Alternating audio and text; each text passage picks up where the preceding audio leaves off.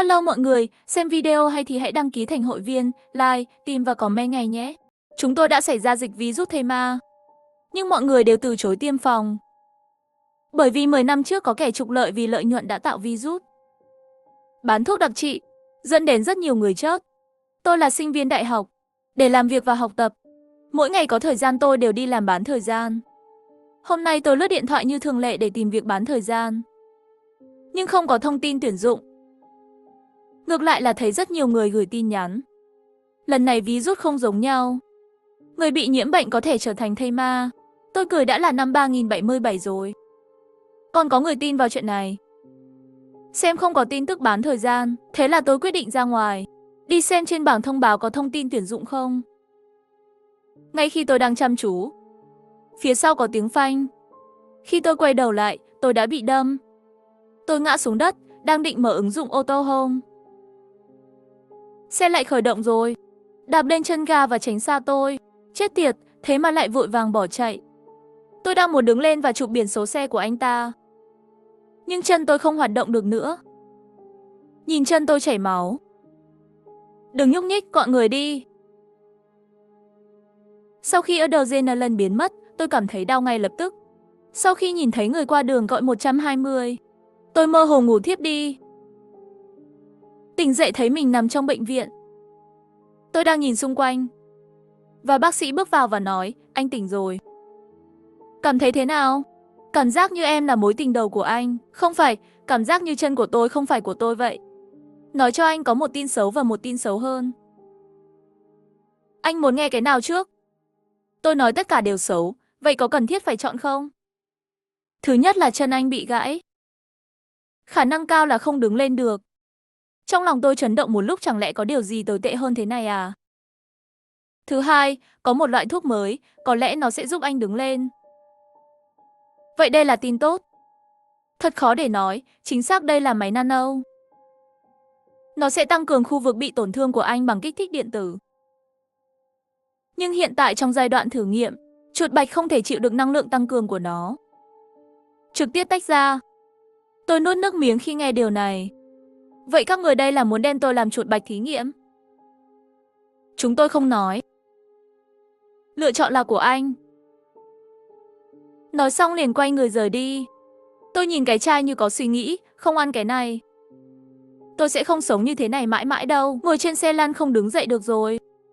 Tôi không thể chơi bóng rổ yêu thích của mình nữa. Nhưng muốn ăn cái này có thể sẽ teo. Tôi vẫn còn xin. Thế gian còn có rất nhiều những điều tuyệt vời đều chưa được trải nghiệm. Trong lúc do dự, tôi lại ngủ mê man. Không biết bao lâu, tôi bị đánh thức bởi tiếng ồn bên ngoài hành lang. Tiếng la hét và tiếng động vang vọng khắp phòng bệnh rộng lớn. Tôi cố gắng ngồi trên xe lăn để kiểm tra. Khi tôi đang tự hỏi, cửa đột nhiên xuất hiện đôi mắt kỳ lạ. Đôi mắt ở cửa làm tôi rùng mình, thây ma. Là thây ma, dựa trên kinh nghiệm xem vô số phim truyền hình Mỹ của tôi. Miễn là không phát ra âm thanh, xác sống sẽ sớm được hấp dẫn để tìm đi nơi khác. Đúng như tôi mong đợi. Xác sống xông vào. Xong rồi, tôi sắp toi đời rồi. Trong tuyệt vọng đột nhiên nhớ đến thuốc. Tôi đã cầm lấy thuốc ăn hết. Ngay khi thây ma đến, tôi đẩy xe lăn ra. Tôi đã bị hoảng sợ bởi đám thây ma này. Lợi dụng thây ma ngã xuống đất, tôi đẩy xe lăn ra khỏi cửa. Tôi không tìm thấy bất kỳ thây ma nào khác trên đường đi. May mà bây giờ cũng không có mất điện. Tôi đẩy xe lăn đến thang máy. Bây giờ chỉ có đi thang máy mới có thể ra khỏi đây. Cảnh tượng còn tệ hơn khi ra ngoài. Xe mất lái, đám đông la hét, tôi đẩy xe lăn của mình qua lại. Hôm đó gió thổi vào phần giữa của tôi. Tôi chưa bao giờ ngồi trên xe lăn nhanh như vậy. Giữa sự hỗn loạn, cuối cùng tôi cũng về nhà. Khóa cửa lại, đặt tủ lên cửa. Sau đó tôi bắt đầu lật hộp lật tủ, tìm xem tôi còn có vật tư gì nữa không. Sau khi lộn ngược tìm thấy chỉ có một thùng nước và vài gói mì gói. Cái này không thể chịu được 2 ngày đâu. Nhưng bây giờ chân tôi vẫn chưa khỏe. Chỉ có thể ngâm chút mì gói ăn thôi. Sau khi ăn no tôi sẽ ngủ say. Bất kể bên ngoài ồn ào thế nào, tôi ngủ rất ngon. Bởi vì ngày này tôi đã trải qua quá nhiều chuyện, đã mệt quá rồi. Ngày hôm sau tỉnh lại bên ngoài có vẻ yên tĩnh hơn rất nhiều. Tôi đứng dậy đến bên cửa sổ xem. Đúng lúc muốn xem, tôi đột nhiên nhận ra chân mình không phải bị gãy sao? Có phải do tác dụng của thuốc không? Trong ngày tận thế tuyệt vọng này, đó là một tin cực kỳ tuyệt vời. Tôi phấn khích chạy nhảy đi lại. Lúc này bụng cũng kêu lên. Đến phòng khách tôi lại ăn mì gói. Nhưng sự thèm ăn của tôi đã tăng lên đáng kể. Vốn còn có thể chứa được 2 ngày vật tư, cứ như vậy bị tôi ăn xong rồi. Đây có phải là tác dụng phụ của việc uống thuốc không? Sau đó tôi chỉ có thể ra ngoài tìm đồ tiếp tế. Đến trước cửa, tôi kéo tủ ra. Nhưng tôi cảm thấy chúng nhẹ như bong bóng. Một tay thì đã kéo ra được. Tôi dùng thuốc này và trực tiếp đạt được thần lực. Có năng lực này còn sợ gì thây ma nữa chứ? Tôi tự tin bước ra khỏi cửa. Ra đường, các mảnh vỡ ở khắp mọi nơi thật đáng kinh ngạc.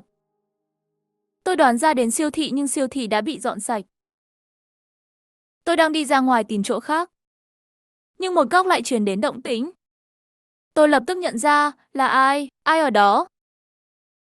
Không trả lời thì tôi sẽ đập vỡ. Lúc này tôi rất tự tin đập vỡ chỗ đó. Bên kia phát ra tiếng rồi. Đừng đập. Tôi cứ tưởng là thây ma. Vì vậy, trốn ở đây. Vậy thì tại sao anh lại ở đây? Tôi và bạn tôi tổ chức một nhóm ra ngoài lấy đồ tiếp tế, nhưng gặp phải thây ma. Bạn bè đều bị cắn. Tôi chạy tương đối nhanh mới tránh được một viên đạn. Nhìn vẻ mặt sợ hãi của hắn hẳn là thật. Bây giờ ngay cả vật tư cũng không có, còn không bằng để thây ma cắn hết. Ai nói không có vật tư? Chúng tôi đều chắc chắn rồi.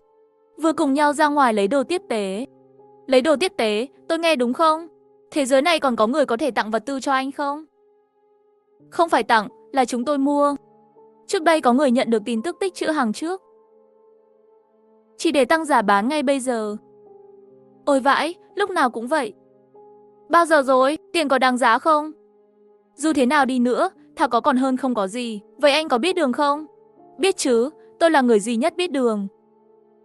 Thế thì chúng ta hãy hợp tác và cùng đi lấy, chia 50 đến 50, anh thấy thế nào? Trong lòng tôi thầm vui mừng vì gần đây tôi chưa tìm thấy nó. Tôi không đủ tiền phải làm công việc bán thời gian. Được rồi, thỏa thuận là mỗi người một nửa. Mẹ mơ, đúng rồi, tên tôi là Lam Kê, mọi người gọi tôi là anh Kê. Tên của anh là gì? Tôi tên là Hà Kiều, là nhân vật chính trong ngày tận thế. Ha ha ha, anh đúng là trầu mà. Trong lúc trò chuyện, chúng tôi đến điểm tiếp tế mà anh ta nói. Nhưng mà ở đây lại là một mảnh âm u. Anh nói vị trí này có chính xác không? Không thể sai được, tôi còn có thể tìm thấy nó khi nhắm mắt. Tôi mơ hồ có chút bất an tiến lên gõ cửa. Nhưng giây tiếp theo là thầy ma lại hét lên. Tiếp theo tập trước, chúng tôi đến để lấy hàng, nhưng chờ chúng tôi chỉ có thầy ma. Anh Kê nhìn thấy cảnh này và bỏ chạy.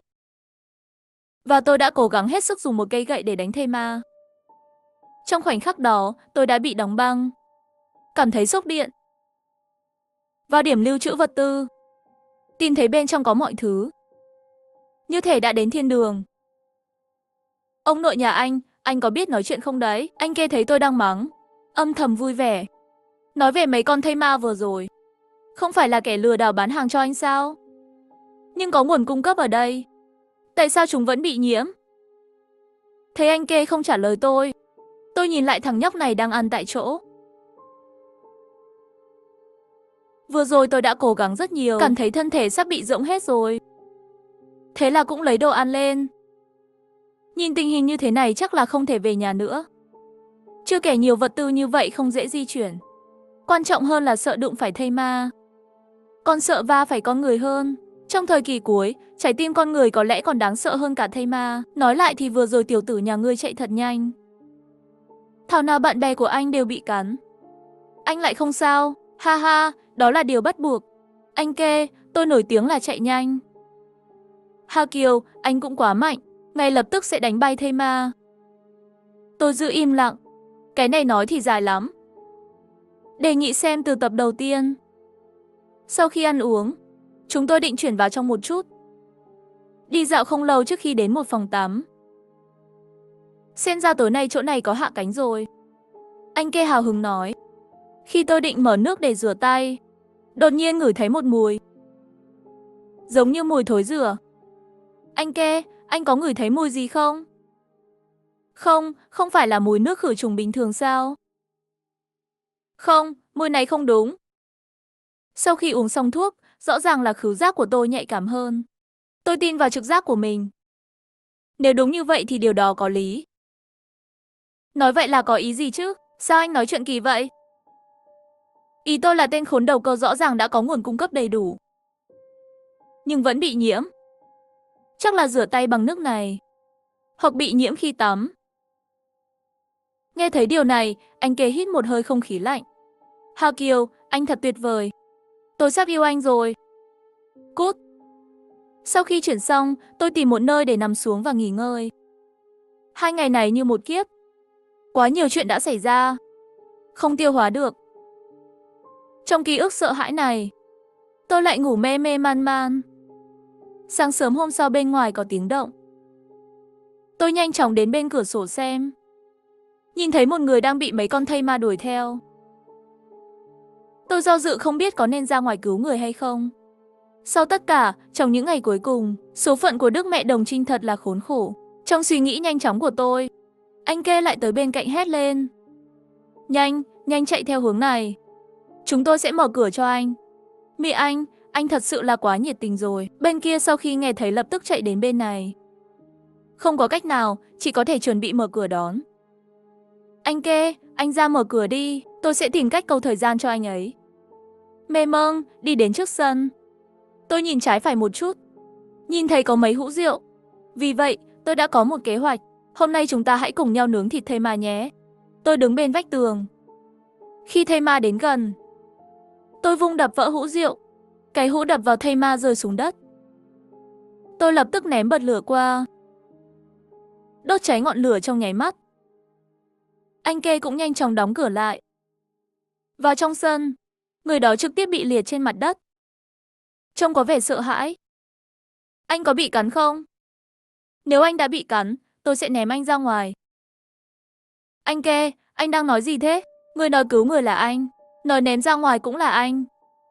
Lúc này người đó từ từ bình tĩnh lại. Không bị cắn, nhưng sư phụ tôi bị cắn. Anh đang làm cái quái gì thế? Và cả sư phụ anh nữa, bây giờ thời gian này xuất hiện thây ma. Tôi và sư phụ được lệnh đến vây quét. Mẹ kiếp, sao chuyện này lại trở nên huyền ảo thế? Tác giả có độc không? Các người làm thế nào? Chỉ thấy người kia móc ra một tấm hoàng phù thần bí.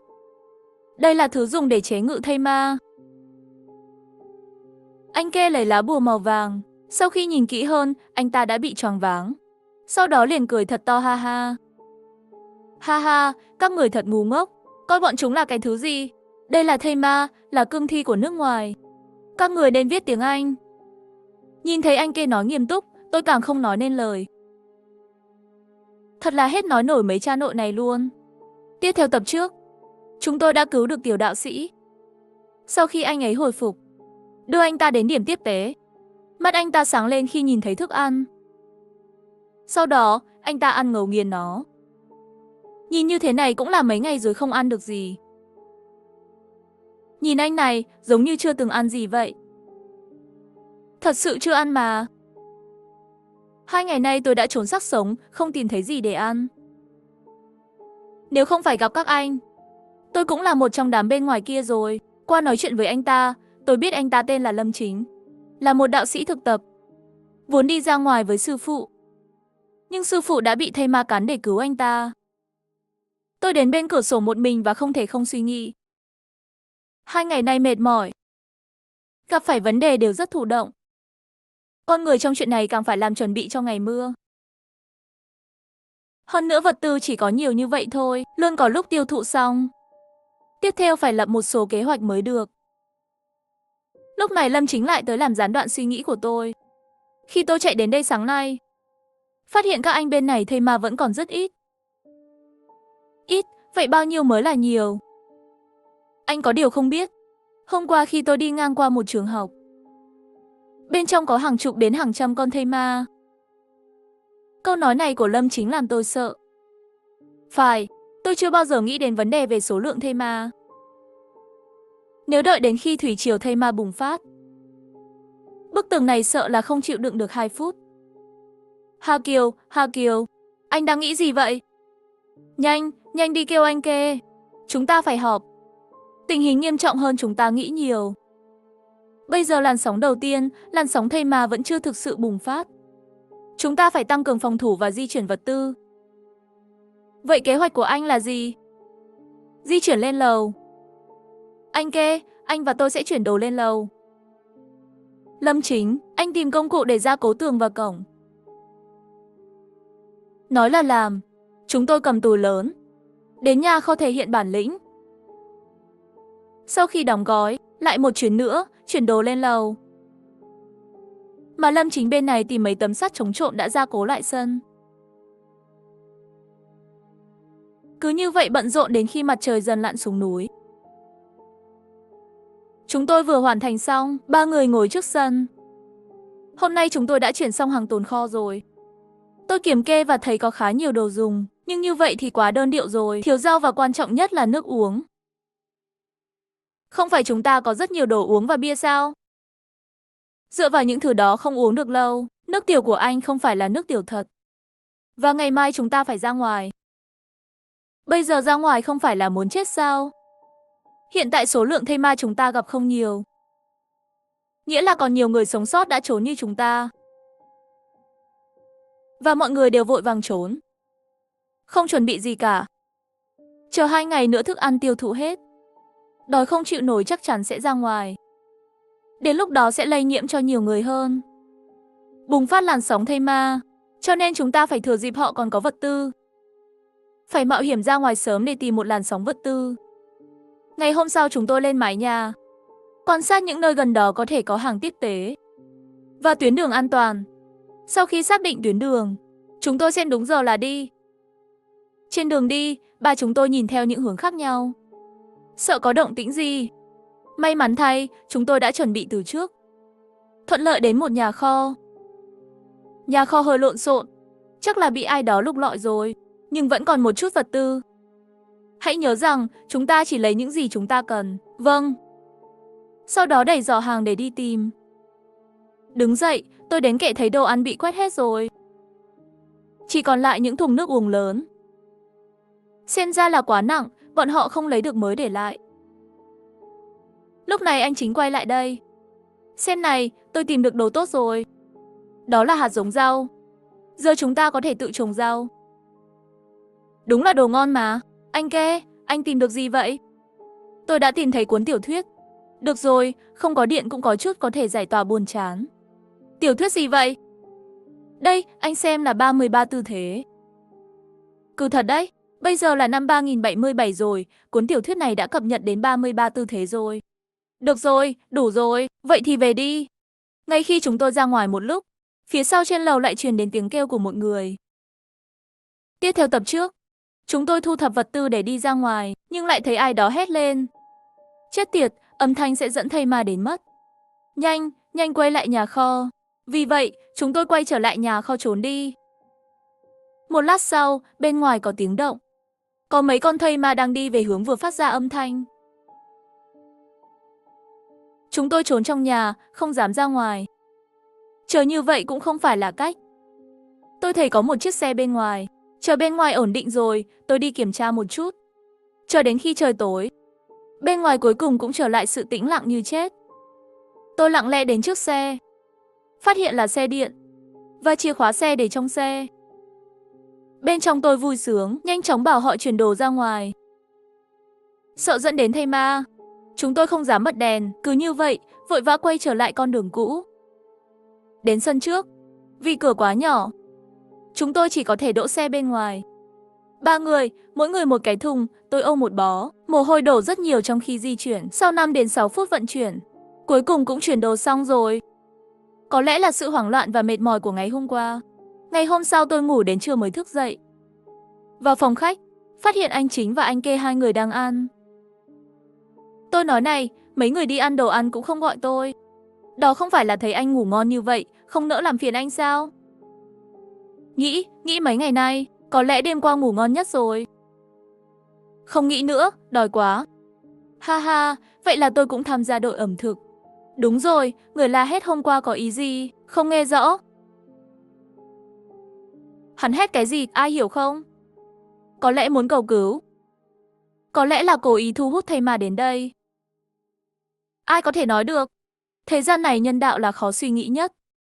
Ăn xong đồ, chúng tôi đến trước sân, thảo luận về việc di chuyển một số đất lên lầu. Lên lầu trồng rau. Đất rất dễ làm. Điều quan trọng là không tìm thấy phân bón. Cái này làm sao mới có thể trồng được? Mê mông, này, các anh ở quá xa nông thôn rồi. Đều quên rằng nước tiểu và phân là phân bón tự nhiên nhất. Tôi sợ không có nước để tưới rau. Ống nước trong tòa nhà của chúng tôi không phải còn có nước sao? Nước đó đã bị ô nhiễm. Đúng vậy, chính vì nước bị nhiễm bệnh. Cho nên tôi sợ dùng để tưới rau sẽ có vấn đề. Mặc dù trong lòng chúng tôi đều có nghi ngờ, nhưng cơ thể vẫn đang trung thực di chuyển đất. Chẳng bao lâu nữa sẽ có đủ một con dốc nhỏ. Tiếp theo đặt đất đều lên mái nhà là được rồi. Bây giờ là buổi trưa, mặt trời đang nóng dần lên. Tất cả đều là công việc thể chất. Không lâu sau, mọi người đều đói. Này, vì nước đó bị ô nhiễm rồi. Chỉ có thể dùng nước uống của chúng ta để tưới. Nếu không, cây sẽ không thể sống sót trong thời tiết này. Dùng gì để uống nước? Anh kê tôi là người đầu tiên không đồng ý. Tôi không muốn ăn rau. Nước uống cho ba chúng ta cũng không chịu được lâu đâu. Bây giờ chỉ có thể thử với nước bị ô nhiễm. Sau khi tôi nói xong, mọi người đều im lặng, chỉ cúi đầu ăn thôi. Trong lòng mọi người đều hiểu, cho dù dùng loại nước này cũng không nhất định dám ăn. Tôi tìm thấy một đôi găng tay cao su và một cái xô rồi đi vào phòng tắm để lấy nước. Đi lên lầu, anh kê, anh chính đang trồng trọt và đặt hạt giống. Sau khi trồng xong, tôi bảo họ đi. Hai người bước đi và tôi đổ nước. Dài đến nửa chừng, đột nhiên lại nghe thấy có người kêu lên. Chúng tôi vội vã ra ban công quan sát. Là một nam một nữ bị thây ma đuổi theo. Xem ra hẳn là ra ngoài tìm thức ăn. Anh kê, lần này anh không thể là người tốt được. Nguồn cung cấp của chúng ta chỉ có thể tự nuôi sống mình.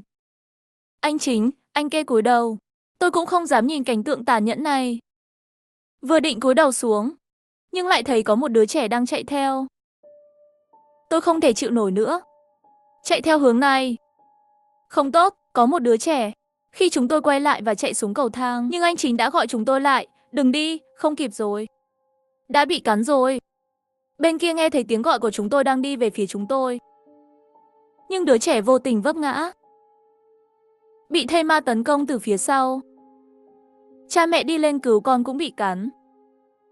Nhìn thấy cảnh này, chúng tôi lén khóc ở góc tường. Bên ngoài thỉnh thoảng còn có tiếng hét. Nhưng chúng tôi đã không còn dũng khí để xem. Dần dần chúng tôi bình tĩnh lại. Cũng trở nên tê liệt. Trong vài ngày nữa, bên ngoài sẽ toàn là thây ma. Mặc dù bên ngoài rất khốn khổ, nhưng chúng tôi vẫn sống cuộc sống của mình như bình thường. Tìm cách tăng cường phòng thủ của chúng tôi. Xem xét bức tường có thể không trụ được lâu. Vì vậy, tôi quyết định tháo tấm thép trên những đồ dùng khác. Cấy ghép vào bên này cầu thang. Vậy làm sao chúng ta ra được? Không ra ngoài trừ khi cần thiết. Nếu buộc phải đi ra ngoài, vậy thì dùng dây thừng leo từ trên mái nhà xuống. Này, phương pháp này thật tốt. Mấy ngày liên tiếp, tiếng la hét vang vọng từ bên ngoài. Nhưng đến sáng ngày thứ tư, tất cả đều yên tĩnh. Càng yên tĩnh càng đáng sợ. Cả ba chúng tôi đều không có tâm trạng ăn uống. Cho đến tối, bên ngoài lại bắt đầu hoạt động trở lại. Làn sóng thây ma đang đến. Chúng tôi nghe tiếng bước chân nặng nề bên ngoài. Và những thây ma ồn ào. Chúng tôi không thể nhìn thấy có bao nhiêu con, nhưng khiến mọi người vô cùng chấn động. Nghe từng bước đến gần bức tường hơn. Trái tim chúng tôi đều treo trên cổ họng. Có tiếng động ở cửa. Nhưng không có đột phá.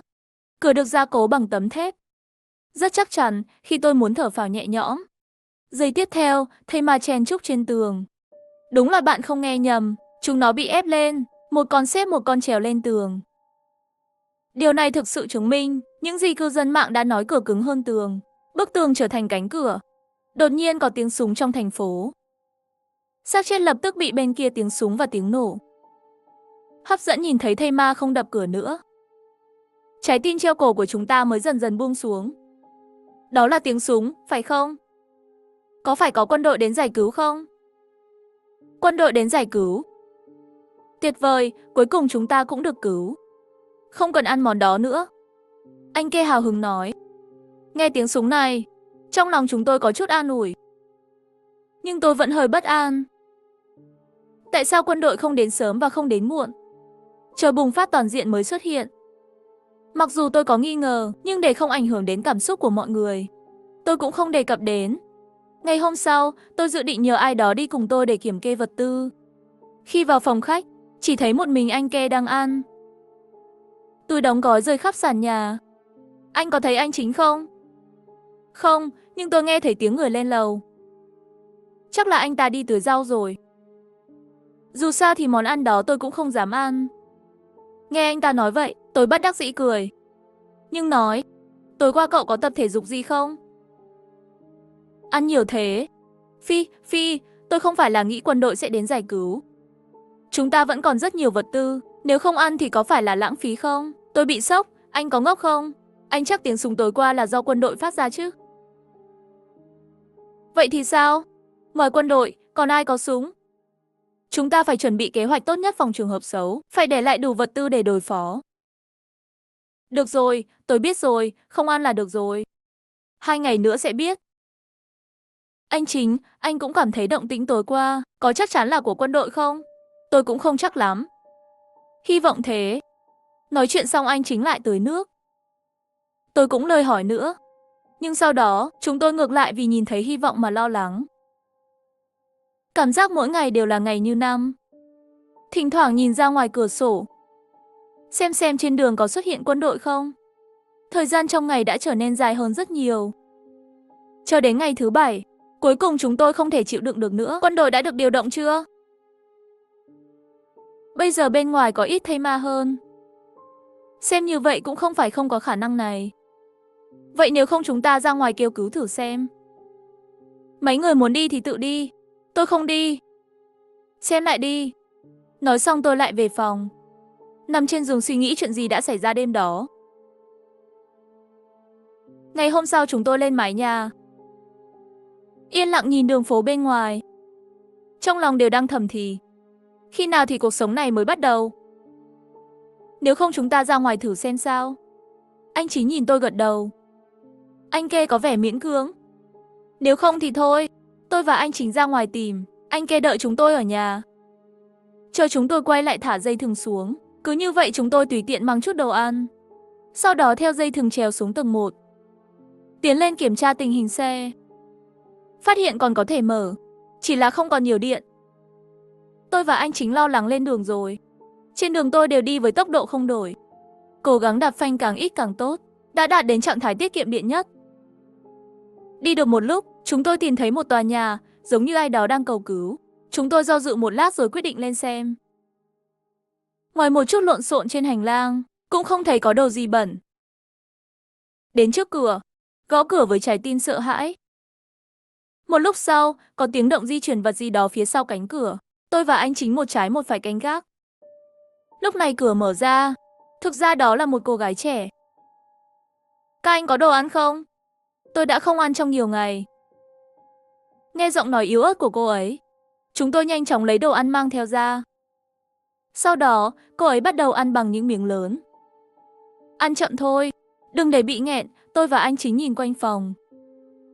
Tìm thấy một số thiết bị và một khẩu súng. Đột nhiên tôi và anh Chính trở nên căng thẳng. Cô gái này không phải là kẻ giết người sao? Chờ đã, cô ta sẽ đánh chúng ta à? Đó là súng máy điện. Ba tôi để lại cho tôi. Ba cô không phải là kẻ giết người chứ? Ba, không phải ba cô, sao lại có súng? Ba tôi là nhà nghiên cứu. Súng điện này được lấy từ đồn cảnh sát. Vậy ông ấy đâu rồi? Sao không thấy ai? Nói đến đây, cô gái nghẹn ngào. Chúng tôi không có đủ đồ dùng cho đến khi lũ thây ma bùng phát. Để có thể sống sót, ông ấy một mình ra ngoài tìm đồ tiếp tế. Nhưng đến giờ ông ấy vẫn chưa quay lại. Nghe được điều này, tôi và anh Chính đều im lặng. Cũng không nghĩ ra được lời gì an ủi cô ấy. Dù sao trong ngày tận thế những bi kịch như vậy xảy ra hàng ngày. Lúc này tôi đổi chủ đề. Đúng rồi, vừa rồi còn chưa kịp giới thiệu bản thân. Tên tôi là Hà Kiều, hiện đang độc thân. Anh ta là Lâm Chính, một đạo sĩ, hiện đã kết hôn. Nghe vậy cô gái này nở nụ cười. Đạo sĩ đã kết hôn? Ha ha, tên tôi là La Tử Âm. Các anh gọi là La Tử Âm là được rồi. Có thật không? Thần tượng của tôi cũng tên là Tử Âm. Xem ra chúng ta thật sự có duyên, ha ha ha. Vậy mấy ngày nay không có thức ăn, làm sao cô vượt qua được? Tôi sống sót bằng cách uống nước. Ở đây còn có nước. Vậy nước có uống được không? Nước bên chúng tôi đều bị ông nhiễm rồi. Có bị ông nhiễm không? Ba tôi chỉ nói với tôi. Nước hiện tại chỉ có thể uống sau khi đun sôi và trứng cất. Nước được lưu trữ trước đó cộng với nước mưa thu được. Khi nghe điều này, tôi chợt nghĩ ra điều gì đó. Chẳng lẽ virus này có liên quan đến cha cô ta? Đúng rồi, đã đến giờ này rồi sao các anh còn dám ra ngoài? Suýt nữa thì quên chuyện chính. Chúng tôi nghe thấy tiếng súng nghĩ quân đội đang đến. Vì vậy, đến để được giúp đỡ. Mấy ngày trước có tiếng súng. Nhưng không phải do quân đội phát ra. Một vài tên côn đồ đường phố đang cướp đồ. Một số tên côn đồ đường phố đã cướp đồ và đánh đập thây ma. Không phải vậy chúng lấy súng ở đâu? Chắc là nhân lúc loạn trộm từ đồn cảnh sát. Được rồi, sự thật đã lộ ra. Không ai đến giải cứu. Xem ra chúng ta không còn lựa chọn nào khác ngoài việc phải về nhà. Cô gái ơi, cô có muốn quay lại với chúng tôi không? Chắc chắn rồi, tôi sẽ không sống sót qua tập này đâu. Thế thôi, ba chúng tôi đi ra ngoài với một số thiết bị hữu ích. Đến điểm đỗ xe, cô gái trẻ nhìn thấy xe của chúng tôi và hỏi với vẻ không tin. Các anh là lái xe đến đây à? Ừ, đừng nhìn nó như vậy. Vẫn có thể chạy được. Chỉ là bây giờ không còn nhiều điện. Lái đến đâu cũng được. Đừng lái cái này nữa. Lái xe của tôi. Nói rồi cô ta chỉ vào chiếc xe bên trong. Mẹ kiếp, đây là loại xe gì vậy? Chúng tôi đang đi về phía xe của cô ta. Nhưng không ngờ lại có một thây ma lớn đến. Cái quái gì đây? Mọi người chạy đi. Ngay khi tôi nói xong con thây ma ném một chiếc xe hơi qua. Theo bản năng tôi dùng tay đón xe. Anh Chính và Từ Âm đều sửng sốt, đừng kinh ngạc nữa. Bắn nó đi. Nói xong liền bắn vào thây ma. Nhưng súng máy không gây hại gì cho xác sống. Anh Chính, anh không phải là đạo sĩ sao? Nhanh lên, tôi không chịu nổi nữa. Tôi chỉ là một thực tập sinh. Gì cũng không biết hết. Giây tiếp theo, lũ thây ma tóm lấy xe. Lúc này Từ Âm lại nổ súng. Nhưng bắn trúng xe. Dòng điện chạy vào cơ thể tôi. Các điện tử nano trong cơ thể lại được tăng cường. Tôi dường như mất đi nỗi đau và ý thức. Trực tiếp điên cuồng và chiến đấu với lũ thây ma. Nhấc xe lên và đập tan lũ thây ma. Cắt thây ma thành 8 mảnh. Sau khi đánh xong thây ma, mắt tôi chỉ còn một màu đen, sụp đổ trên mặt đất. Lão đại, tôi vừa thấy có người lái xe trên đường. Vậy còn chờ gì nữa? Theo họ đi, xem nơi trú ẩn của họ ở đâu. Lần nữa tỉnh lại tôi phát hiện đã ở trên xe rồi. Ha Kiều, anh tỉnh rồi. Chúng ta đang trên đường đến thiên đường sao? Ha ha, anh đoán đúng rồi. Không phải, chúng ta đang trên đường về. Nhưng thành thật mà nói, Ha Kiều, có thể anh cũng là một thây ma không?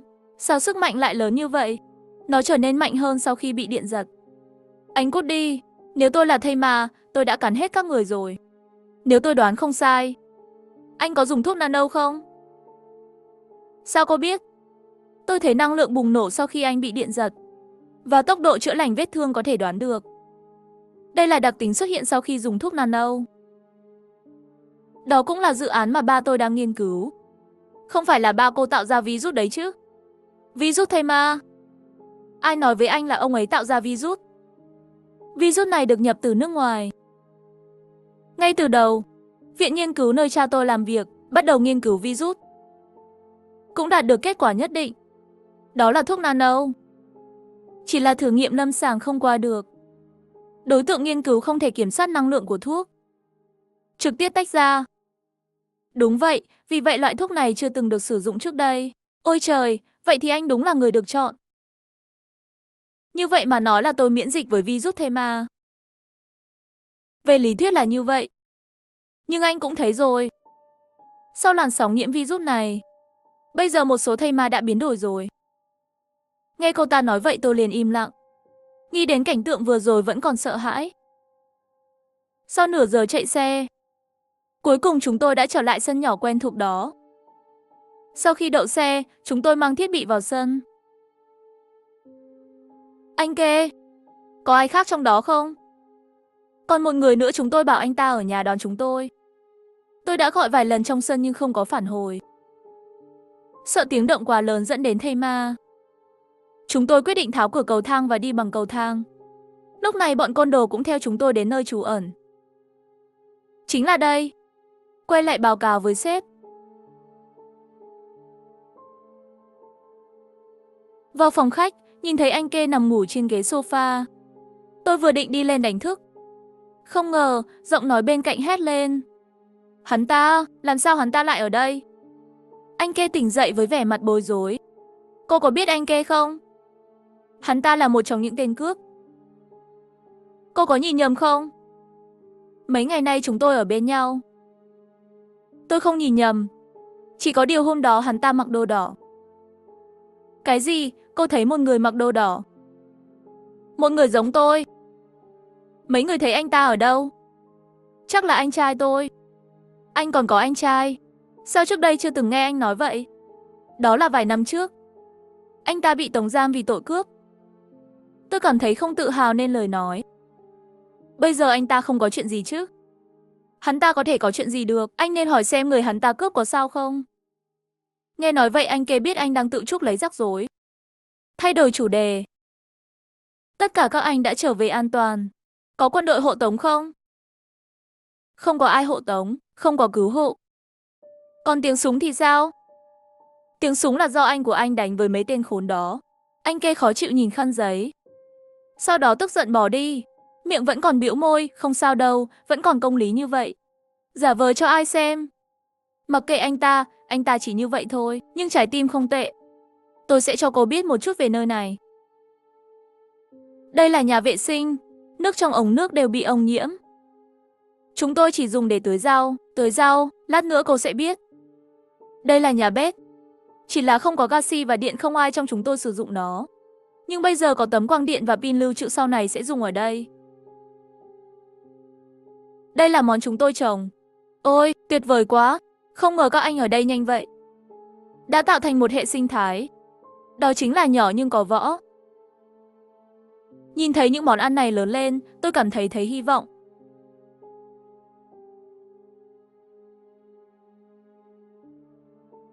Lão đại, chúng tôi đã thấy chỗ của họ.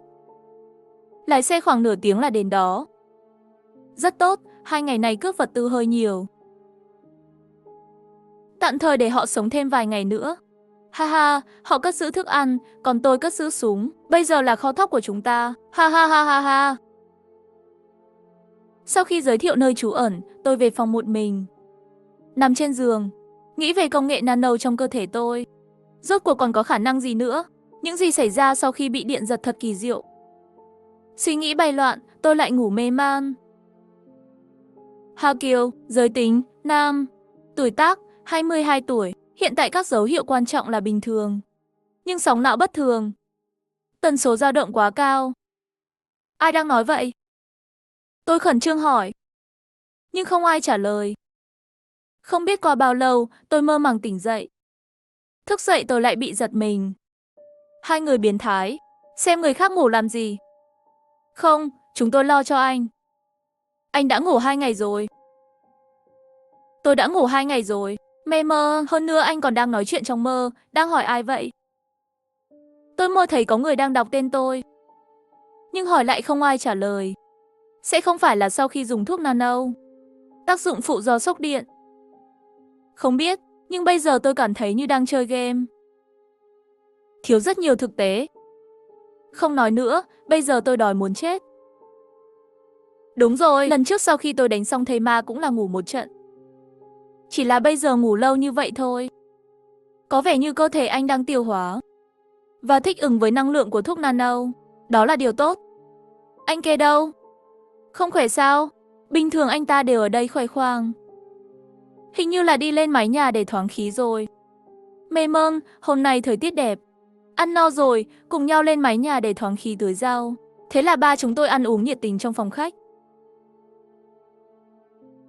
Anh Kê đâu? Không phải trên mái nhà, chúng tôi tìm khắp nơi, đến ban công. Tìm thấy anh Kê trong sân lén lút nhìn. Anh Kê, anh làm gì ở dưới đó vậy? Nghe chúng tôi hét lên anh ta run lên. Sau đó mặt cười nói, tôi đang xem cửa có đóng chặt không. Anh kia sao cư xử lạ thế? Tôi cũng nghĩ anh ấy kỳ lạ. Sáng sớm hôm nay anh ta hỏi tôi gặp anh trai anh ta ở đâu? Tôi nói tôi chưa thấy. Chỉ Tử Âm đã thấy. Rồi anh ta phớt lờ tôi. Thằng ngu này muốn đi tìm anh trai nó. Anh kia ơi, anh không cần lo lắng về anh trai anh đâu. Họ có súng và vật tư. An toàn hơn chúng ta nhiều. Vậy tôi không phải là nghĩ xem nếu chúng ta ở cùng nhau sẽ an toàn hơn sao? Và chúng có súng và có thể bắn xác sống. Tử Âm có súng, càng không thể để họ đến. Súng có thể nhắm vào xác sống cũng có thể nhắm vào chúng ta. Không sao đâu, tôi ở đây. Họ sẽ không làm bừa đâu. Chuyện này nói sau đi. Nhưng anh KG anh không thể ra ngoài được. Xác sống bên ngoài đã biến dị rồi. Nguy hiểm hơn bao giờ hết. Nói xong tôi quay người lại rồi quay về. Tôi biết những người muốn đi không bao giờ có thể ở lại. Cho nên nói rõ ưu nhược điểm, hãy để hắn tự quyết định. Từ khi thây ma bùng phát đến bây giờ đã qua bao nhiêu ngày rồi? Chúng tôi không nhớ rõ. Nó không còn quan trọng nữa. Trong những ngày cuối cùng, nhớ lại, thời gian chỉ khiến người ta càng thêm tuyệt vọng. Nghĩ về giấc mơ kỳ lạ đó tôi không thể hiểu nổi. Vì vậy, một lần nữa đi hỏi Tử Âm. Cô còn biết gì về thuốc nano không? Điều gì sẽ xảy ra với cơ thể tôi? Nghe tôi hỏi vậy, mặt cô ấy trùng xuống. Nhìn xem hoàng hôn hôm nay đẹp quá. Mê mông, nó đẹp thật. Luôn sống trong sợ hãi. Tôi đã quên khám phá vẻ đẹp xung quanh mình. Trên thực tế, thuốc nano không thể vượt qua thử nghiệm lâm sàng. Có một vấn đề khác. Lẽ nào ngoài chuột trắng không chịu được, năng lượng mà tách ra còn vấn đề nghiêm trọng hơn. Tên đầy đủ của thuốc nano là thuốc điện tử sinh học tăng cường tối ưu hóa yếu tố tăng sinh tế bào. Sau khi tối ưu hóa cấu trúc năng lượng thuốc, chuột sẽ không bị tách ra, nhưng vẫn sẽ chết. Sau khi dùng thuốc sẽ tăng tốc độ phân chia tế bào, dẫn đến tuổi thọ rút ngắn đáng kể. Nói thật thì anh có thể sống đến bây giờ đã là kỳ tích rồi. Nghe thế tôi ngã xuống đất. Chẳng lẽ tôi đã đi đến cuối đời rồi sao? Vậy tôi còn sống được bao lâu? Bây giờ không rõ lắm. Có thể ngày mai, có thể tuần sau, hoặc lần sau khi năng lượng trong cơ thể bùng nổ. Khi tôi chán nản, tôi lại cảm thấy mình thật may mắn. Nhiều người không sống nổi tập đầu tiên đâu. Thời gian trong ngày tận thế là vô nghĩa. Tôi ngẩng đầu lên nhìn về phía hoàng hôn trên mặt cô ấy. Một sự đỏ mặt xuất hiện, cực kỳ đẹp. Đến nỗi tôi muốn đắm chìm trong ánh hoàng hôn này. Lúc này tôi chỉ muốn nói với cô ấy. Mặc dù trong ngày tận thế lo lắng sống lâu như vậy, cũng từng trải qua tuyệt vọng, nhưng mỗi ngày đều muốn sống sót. Và kể từ khi tôi biết số phận của mình không còn bao lâu nữa, tôi cảm thấy như mình bị bệnh dịch hạch. Mỗi ngày đều chờ đợi cái chết đến. Thậm chí không cảm thấy đói. Cho dù đói cũng không muốn ăn. Lúc này tôi không có ham muốn. Hà Kiều, cậu bị sao vậy? Một ngày không ăn vẫn luôn ngẩn người. Không có gì. Tôi chỉ muốn ở một mình. Rau xanh chúng ta trồng có thể ăn rồi mới nấu. Lát nữa lại đây ăn nhé. Tử Âm, Hà Kiều bị sao vậy? Luôn luôn buồn bã, cũng không ăn. Cô đi thuyết phục anh ta đi. Có lẽ anh ấy có chuyện. Tôi nấu một ít rau xanh và mì, anh đi qua nếm thử đi. Đặt nó ở đó, lát nữa tôi ăn. Lẽ ra tôi không nên nói với anh ngày hôm đó, khiến anh rơi vào tình trạng khó khăn như vậy. Không sao đâu, không phải lỗi của cô, may mà cô đã nói với tôi, nếu không sẽ chết một cách vô cớ, cũng quá không thú vị. Đúng rồi, tôi nhớ ra, ba tôi đã nói với tôi khi ông ấy đi. Công nghệ nano đã có bước đột phá lớn. Chắc là liên quan đến tuổi thọ. Thật sao? Nghe vậy, tôi thấy hy vọng. Thật đấy. Nếu không anh sẽ không sống lâu như vậy nếu không dùng thuốc. Mặc dù Tử Âm nói rất chắc chắn, nhưng tôi vẫn có thể nhìn thấy nó trong biểu cảm tinh tế của cô ấy. Cô ấy đang nói dối tôi, nhưng tôi vẫn giả vờ tin. Nói như vậy đi tôi có thể đánh thây ma, có thể gánh chịu thương tổn. Không phải là siêu nhân sao? Tôi là Captain America trong những ngày cuối cùng. Không đúng, nên gọi là Captain Channer. Ha ha ha. Trong những ngày tới, tôi vẫn tiếp tục giả vờ vui vẻ. Cùng cô ấy chăm sóc vườn rau. Khoảng cách giữa chúng tôi đã gần hơn rất nhiều. Nhưng ngược lại là anh kê bên này buồn bã hẳn. Anh Kê, tại sao anh lại trở nên buồn chán thế? Tôi muốn anh tránh ra. Bây giờ tôi đang bực mình. Nghe nói như vậy, Lâm Chính chỉ có thể ủy khuất đi thôi. Chúng tôi đang bận trên mái nhà, đột nhiên nghe thấy một tiếng động lớn, vội vã ra ban công kiểm tra. Chỉ thấy cửa lớn gia cố bằng thép bị tách ra trên mặt đất. Vài người đàn ông cầm súng bước vào. Chính là bọn chúng, chính là đám côn đồ này cướp đồ khắp nơi. Làm sao bọn chúng biết cho chúng ta? Ngay khi chúng tôi nghi ngờ, anh Kê đã chạy ra ngoài. Anh ơi, sao anh lại ở đây? Anh Kê, sao mày lại ở đây? Tôi muốn hỏi làm sao anh biết tôi ở đây? Từ khi biết tin anh còn sống, tôi ngày nào cũng muốn đến với anh. Ha ha ha, tránh cướp đến chỗ anh em rồi. Tụi bay ở đây có nhiều người không? Không nhiều, chỉ có 4 người với tôi, họ đều ở trên lầu. Này, các cậu xuống đi. Làm sao bây giờ, có muốn xuống không? Không có cách nào, không xuống cũng phải xuống. Mấy hôm trước là mấy người lái xe trong thành phố sao, dũng cảm lắm. Không có người nào dũng cảm trong ngày tận thế. Chỉ có thể sống sót hay không? Hứ, tiểu tử ngươi còn có chút giác ngộ. Các anh em đi chuyển đồ tiếp tế cho tôi. Chuyển đi đâu? Chuyển đến chỗ chúng ta sẽ an toàn hơn. Thì ra là vậy. Vậy đến lúc đó mấy người chúng tôi có chỗ ở không? Mấy người chúng tôi sẽ không mang theo ai khác ngoài cậu. Đúng rồi, cô bé kia có thể mang đi. Tất cả chúng tôi đều tức giận khi nghe điều này. Tử Âm giơ súng lên. Các người muốn lấy thứ gì đó từ đây. Trừ khi các người bước qua xác chúng tôi. Cô gái nhỏ này có tính cách rất mạnh mẽ. Các người chỉ có một khẩu súng, nhìn như súng đồ chơi. Làm thế nào để chiến đấu với chúng tôi, phải không? Tôi cười lạnh hỏi. Cậu nhóc sẽ ngồi giữa, lúc này đừng giả làm anh hùng nữa. Đạn không có mắt đâu. Trong lúc đối đầu không xa chuyển đến âm thanh của thây ma. Những tên côn đồ ở phía bên kia rõ ràng đang rất lo lắng, muốn chuyển đồ tiếp tế nhanh chóng nhưng bị chúng tôi ngăn cản. Người dẫn đầu thấy chúng tôi không cho. Anh ta giơ súng lên và bóp cò. Mọi người đều sợ hãi lùi lại vài bước. Nhưng tôi biết thời gian không còn nhiều. Tôi không sợ hãi. Tôi đã cố gắng hết sức vào lúc đó. Một bước nhảy vào, lúc này chiến tranh xảy ra không biết bao lâu.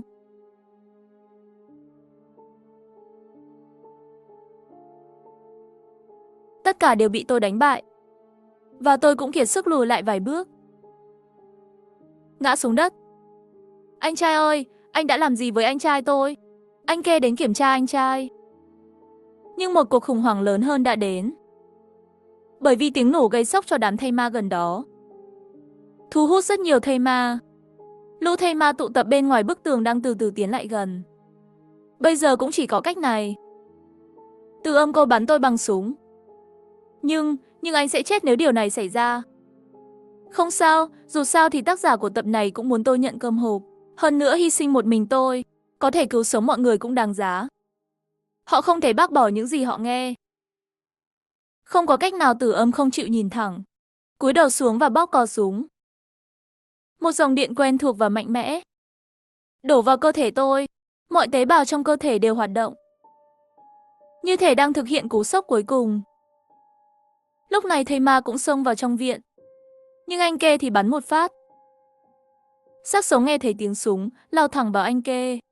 Dù sao cũng có sự chúc phúc của thuốc nano đó. Vết thương lành nhanh chóng. Tôi cố gắng chống lại xác thây ma truyền đến. Năng lượng bên trong bắt đầu bùng nổ, trực tiếp vào trạng thái bạo lực.